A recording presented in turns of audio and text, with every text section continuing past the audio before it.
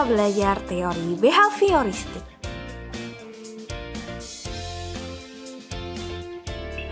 Sejarah teori belajar behavioristik.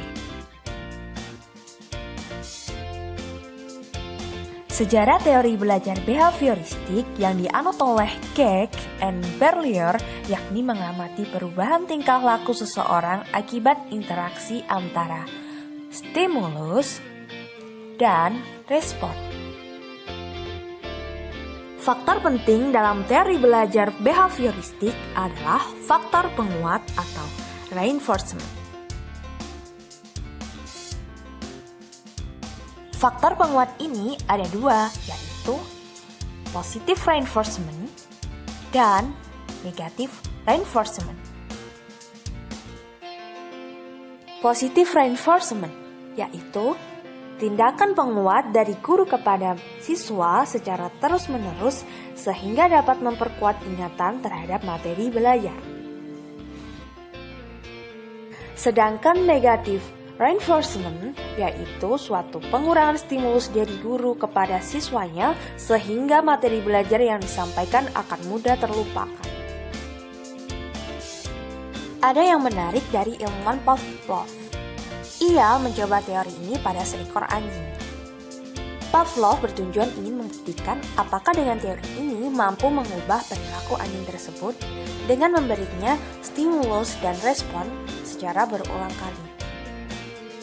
Pada percobaan pertama, Pavlov memberikan makan anjing disertai dengan lonceng, dan anjing tersebut menghampirinya. Percobaan dilakukan secara berulang. Kemudian, Pavlov membunyikan lonceng tanpa makanan. Namun, anjing itu tetap menghampirinya. Ini membuktikan bahwa Pavlov mampu mengubah perilaku anjing dengan teori behavioristik. Untuk memahami teori belajar behavioristik, yuk mari kita simak implementasi berikut ini. Contoh implementasi dari teori ini adalah kebiasaan dalam berdoa.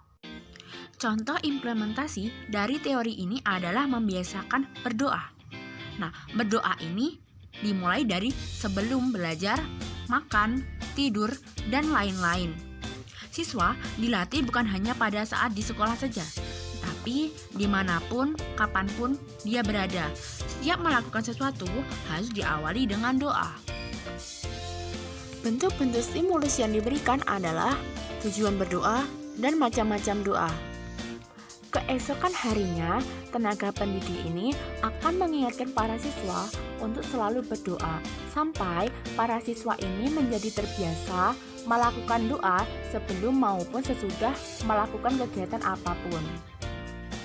Jika siswa tersebut telah menunjukkan perubahan tingkah laku, maka siswa tersebut telah dianggap belajar dan berhasil menerapkan teori behaviorism ini. Teori belajar konstruktivistik. Apa itu teori konstruktivistik? Teori konstruktivisme didefinisikan sebagai pembelajaran yang bersifat generatif, yaitu tindakan menciptakan sesuatu makna dari apa yang dipelajari. Perbedaan teori behavioristik dan teori konstruktivistik.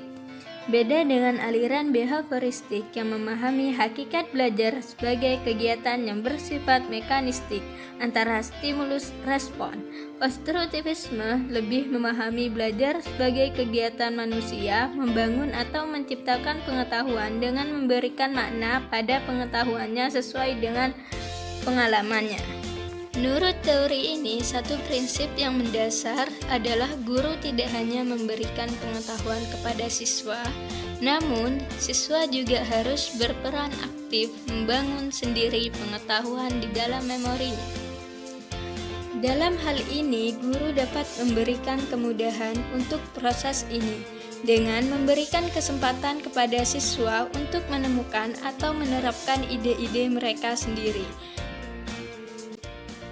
Implementasi teori konstruktivistik.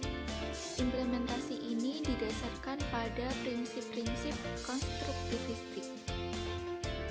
Yang mawas diri. Untuk membiasakan para siswa aktif menalar, seorang guru dapat memberikan umpan sebuah pertanyaan untuk direspon oleh para siswa. Yang kedua, guru sebagai fasilitator sehingga proses konstruksi oleh siswa berjalan dengan baik.